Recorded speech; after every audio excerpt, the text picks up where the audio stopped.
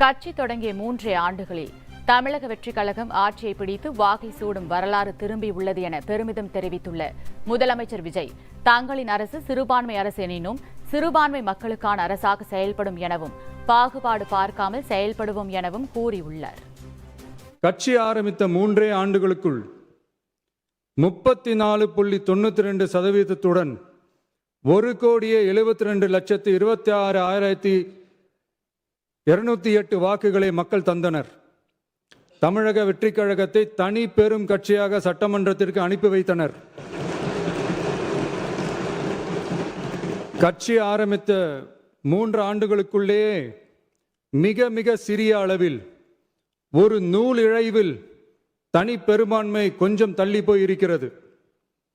அதனால் இந்த அரசை சிறுபான்மை அரசு போல யாரும் நினைத்தால் அதிலும் எங்களுக்கு மகிழ்ச்சியே. நாங்களே சொல்கிறோம், இது சிறுபான்மை அரசுதான்.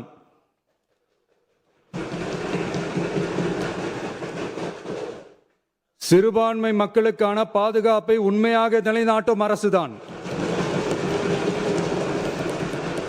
அது மட்டுமல்ல, பெண்கள், குழந்தைகள், முதியோர்கள், இளைஞர்கள், அரசு ஊழியர்கள், ஆசிரியர்கள் மற்றும் உழைக்கும் வர்க்கத்தினர் என அனைத்து மக்களுக்குமாக அமைந்த அரசுதான் இந்த அரசு.